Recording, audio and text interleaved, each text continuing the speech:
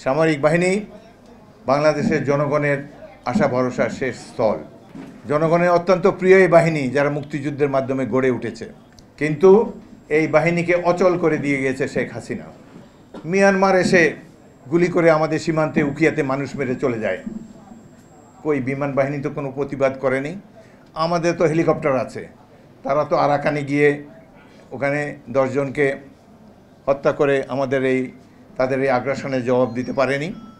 এই সেনাবাহিনী খালি ব্রিজ বানাবে আর বন্যার্থদের সাহায্য করবে। তাদের মিলিটারি ট্রেনিংয়ের কী অবস্থা?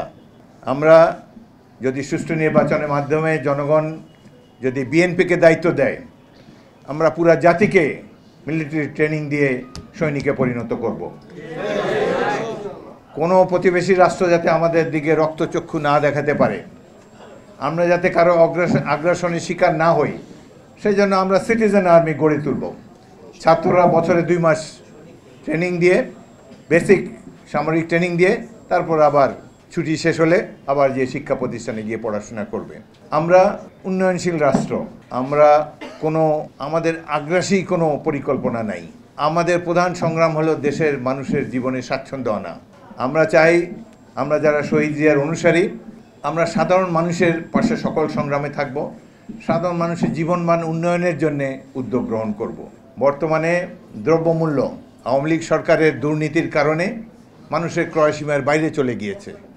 আমরা আবার প্রত্যেকটি নিত্য প্রয়োজনীয় দ্রব্যকে যাতে সাধারণ মানুষের ক্রয়সীমার মধ্যে থাকে, সেজন্য আমরা উদ্যোগ গ্রহণ করব। এটি হলো বিএনপির নীতি। আমরা অর্থনৈতিক উন্নয়ন চাই। আর একটি হলো যারা লুটেরা বাংলাদেশকে ফোকলা করে দিয়ে গেছে অর্থনীতিকে, যারা হাজার হাজার কোটি টাকা লুণ্ঠন করে বিদেশে পাঠিয়েছে। কোটি টাকা তো বিরাট টাকা ছিল, কোটিপতি মানে তো 1 কোটিপতি তো বিরাট সম্মানের অধিকারী আমরা ভাবতাম। এখন দেখি ছাত্র নেতাদেরও হাজার হাজার কোটি টাকা। এই এক মন্ত্রীর কথা তো বললাম, 300 বাড়ি খালি লন্ডনেই আছে। প্রধানমন্ত্রীর, অবৈধ প্রধানমন্ত্রী, বিনা ভোটের প্রধানমন্ত্রীর পিয়নেরও 400 কোটি টাকা। পিয়নও হেলিকপ্টারে চড়ে, আমরা যাব কোথায়? আমরা তো লঞ্চে যাই এখনও। 6 বার এমপি হয়েছি, 2 বার মন্ত্রী হয়েছি, লঞ্চ ছাড়া তো গতি নেই। এরা কীভাবে হেলিকপ্টারে চড়ে? এই আওয়ামী লীগ দুর্নীতির প্রতিশব্দ। দুর্নীতি করে, দেশকে লুট করে সাধারণ মানুষের ভাগ্য নিয়ে ছিনিমিনি খেলেছে। সেই জন্য আল্লাহর তরফ থেকে তাদের উপরে এই গজব এসেছে। আমরা সরকারকে অনুরোধ জানাবো কোস্টগার্ডকে আরও শক্তিশালী করতে, নৌবাহিনীকে আরও শক্তিশালী করতে, যেতে আমাদের জলসীমার মধ্যে আমাদের মৎস্য সম্পদের উপরে কেউ যেন ভাগ না বসাতে পারে। আমাদের এই জলসীমার মধ্যে যদি গ্যাস এবং তেল পাওয়া যায়, যেটি মিয়ানমার পেয়েছে, আমাদের প্রতিবেশী রাষ্ট্র, আমরাও ইনশাল্লাহ পাবো। সুতরাং আমাদের সম্পদ রক্ষা করার জন্য আমাদের শক্তিশালী সামরিক বাহিনী প্রয়োজন। এই সামরিক বাহিনী হাসিনার মতো দুর্বৃত্তকে ক্ষমতায় রাখবে না। এই সামরিক বাহিনী হবে জনগণের সামরিক বাহিনী। তাদেরকে নির্দ্বিধায় আমাদের জনগণ রাজপথে যেন আলিঙ্গন করতে পারে। তাদের অস্ত্র কখনো যেন জনগণের দিকে তাক না করতে পারে। আমরা এখনও যারা জীবিত আছি এই সেনাবাহিনীর প্রতিষ্ঠাতা, আমরা আশা করব এটি সত্যিকার অর্থে জনগণের সেনাবাহিনী হবে। জনগণের বিরুদ্ধে গেলে কোনো শক্তি বাংলাদেশে টিকতে পারবে না, যত বড় পাওয়ারফুল, যত অস্ত্র তাদের থাকুক।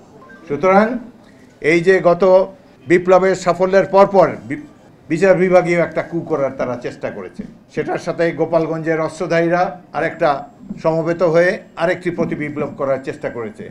সর্বশেষ দেখলাম আনসার বাহিনীর নামে যুবলীগ, আওয়ামী লীগ, ছাত্রলীগের ক্যাডাররা পোশাক পরে, স্বেচ্ছাসেবক লীগ, অন্যান্য লীগ, এইসব লীগেরা পতিত সরকারকে পুনর্বাসিত করার জন্যে তাদের ধৃষ্টতা সীমাহীন।